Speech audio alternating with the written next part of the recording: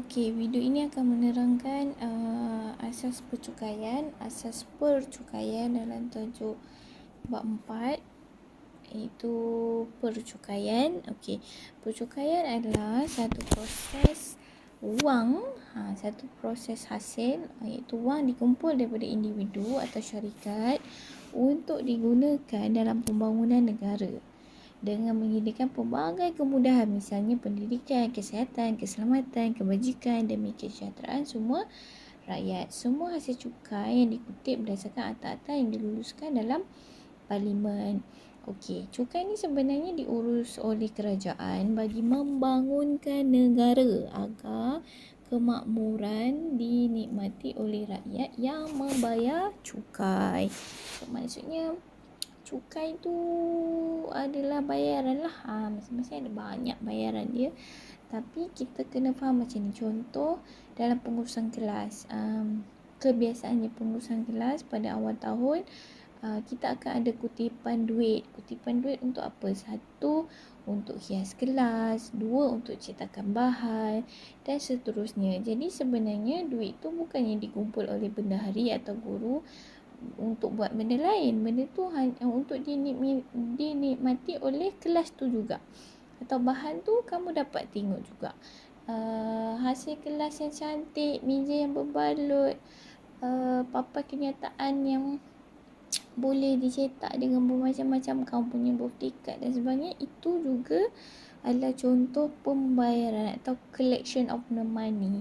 Kumpulan wang hasil yang dipersetujui. Biasanya cikgu, guru kelas atau ketua kelas akan buat mesyuarat bersama. Okey, berapa bayaran duit yang perlu kita kenakan, duit kelas untuk dibayar pada tahun ni, RM1 sebulan ke atau macam mana. Okey, so ambil kira konsep yang sama. Percukaian juga, untuk bangunkan sesuatu negara kita perlukan duit. Duit itu siapa penghuni atau penduduk dalam negara tu? Rakyat lah. Jadi rakyat bertanggungjawab untuk membayar cukai demi kemudahan yang kita nikmati. Contoh, sekarang kalau kamu pergi klinik kerajaan dan sebagainya, kamu hanya rakyat hanya perlu bayar RM1 untuk perkhidmatan di klinik kerajaan. Sedangkan kalau pergi klinik swasta, kamu boleh bayar RM1? Tak boleh. Biasanya kebanyakan kes RM30 dan ke atas untuk bayaran jumpa doktor, bayaran ubat yang kamu dapat tu. Dia dah jumlahkan biasanya paling kurang 30 dan ke atas lah. Standby lah RM50. Okey, macam tak logik. Kenapa klinik swasta RM50, klinik kerajaan RM1? Okey, sebenarnya kerajaan atau servis kesihatan diberikan oleh klinik kesihatan pun levelnya sama. Contoh, doktor pun keluaran yang sama dan sebagainya. Tapi kenapa rakyat hanya perlu bayar RM1? Sebab kita panggil subsidi. Bayaran lain itu, katakan RM50 juga bayaran di klinik kerajaan, telah dibayar oleh kerajaan Malaysia supaya kemudahan kesihatan itu dapat dinikmati oleh rakyat dengan bayaran lebih rendah berbanding swasta. So rakyat ada pilihan lah untuk kalau nak pergi kerajaan, hanya perlu bayar sedikit berbanding kalau bayar dekat swasta. Tu antara kemudahan yang patut kita syukuri yang ada di Malaysia. Kita ada ubat, kita ada servis perkhidmatan kita antara yang terbaik. Ini iktiraf dalam situasi sekarang. DG Hisham antara top 3 doktor yang diiktiraf dalam dunia dari segi pengurusannya, dari segi kredibilitinya dan sebagainya. Cikgu dah masuk semasa lah pula. Okey. Jadi tujuan percukaian kamu boleh tengok dalam buku teks muka surat 97. Okey. Ada 4 yang utama, iaitu sumber pendapatan kerajaan, alat pelaksanaan polisi kerajaan, kawalan penjualan atau perkhidmatan. Macam cikgu cerita contoh klinik kesihatan tadi tu adalah kawalan lah. Kawalan dari segi perkhidmatan boleh kontrol lah.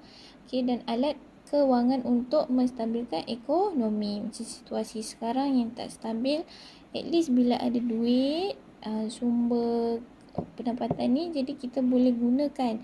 Kita bagi bantuan perma, kita bagi bantuan itu ini, bantuan awal persekolahan untuk kita stabilkan balik ekonomi yang tengah gawat ini. Beberapanya diberikan kembali kepada rakyat untuk mengembalikan ekonomi. Okey. So secara generalnya percukaian ada beberapa dalam silibus pembelajaran kamu. Okey, bila kamu dah mula bergaji, ada cukai pendapatan, cukai jalan bila ada kenderaan yang perlu kamu gunakan atas jalan. Kita bahasa cukai jalan ni road tax lah. Road tax. Tax tu itu cukai. Road tu jalan. Jadi cukai jalan. Okey, kita ada cukai pintu, kita ada cukai tanah, dan kita ada cukai jualan dan perkhidmatan, servis. Kalau pergi restoran, fast food dan sebagainya kan dia ada tulis service charge berapa. Tu cukai perkhidmatan lah. Okey. Jadi untuk memastikan, untuk mengetahui dan mendalami mengenai cukai-cukai ini, dalam modul tu cikgu dah kosongkan apa yang patut. Okey, kamu kena tahu apa maksud cukai-cukai berkenaan, dikenakan kepada siapa, maksudnya dan erti kata siapa yang kena bayar cukai tu. Siapa yang layak. Contoh sekarang ni kamu sebagai pelajar, ada tak kamu bayar cukai pendapatan? Takkan kamu tak bayar. Jadinya siapa yang kena bayar? Okey, so ada orang ahli-ahlinya sampai kena bayar. Okey, dan kemudian jika dibayar kepada siapa atau siapa diberi tanggungjawab untuk membayar cukai. Contoh biasa dengar lembaga LHDN, Lembaga Hasil Dana Negeri. LHDN dia bertanggungjawab untuk kutip cukai apa. Okey, JPJ, Jabatan Pengangkutan Jalan, akan kutip cukai apa.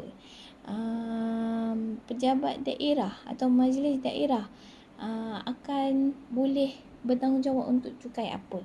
Dan biasanya last sekali pejabat tanah dan galian. Pejabat tanah dan galian mesti kamu boleh teka lah yang kat mana.